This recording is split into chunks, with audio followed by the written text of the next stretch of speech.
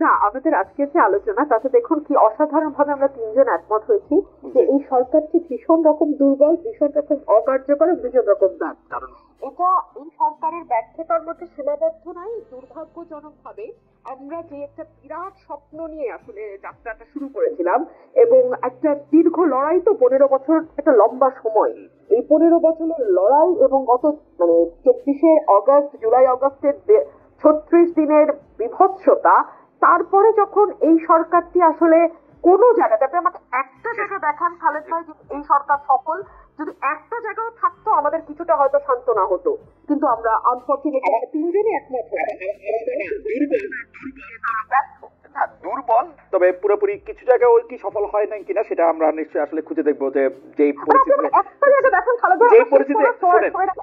যেই পরিস্থিতি একটা জায়গা বলি আমি, যেই পরিস্থিতিতে সরকার ক্ষমতা নিয়েছিল আসলে ডক্টর মোহাম্মদ ইউনূস 8 তারিখ থেকে যদি আমি তার রিপোর্ট কার্ড লিখি, যে বাংলাদেশ কিন্তু এমন একটা দেশ, কারণ আমরা বিভিন্ন সরকারকে সরকার পরিবর্তনের পরে ক্ষমতায় নিলে যে ভয়ঙ্কর নৈরাজ্য, হত্যা, খুন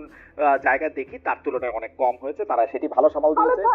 খালেদ ভাই, বাংলাদেশে 5 তারিখ থেকে 8 তারিখ কোনো সরকার ছিল না, তখনও ল অ্যান্ড অর্ডার আমাদের বাচ্চারা রাস্তায় থেকে যেভাবে কন্ট্রোল করেছে সেটা এই সরকারের সময় 14 মাসের তুলনায় প্রথম কথা 3 দিনে এটা বোঝা যায় না, প্রথম কথা 3 দিনে বোঝা যায় না, 5 তারিখে জি 5 তারিখ হচ্ছে সবচেয়ে বড় যেই দল ভিকটিম হয়েছে বিএনপি গত 15 বছর, তারা কিন্তু সেভাবে প্রতিহিংসা পরায়ণ হয় নাই, তারা কিন্তু সেভাবে রক্তপাত ঘটায় না। বিএনপি ক্ষমতা আসলে হবে, বেরসা পারে না, বিএনপি ক্ষমতা আসলে হবে, আমরাই ভয় পাইতেছি যে কারণ আমাদের মানে আমাদের তো 2001 মনে আছে, 91 খুব ভুলে গেলেও কিন্তু এক তো মনে আছে। আমি যদি তর্কের খাতিরে আপনার কথা মেনেও নেই, আমি এটুকু বলবো যে আমরা ইতিহাস থেকে শিখেছি। আমি তর্কের খাতিরে যদি মেনেও, ইতিহাস থেকে কেউ শিখে কিনা সেটা নূর সবচেয়ে ভালো বলতে পারবে।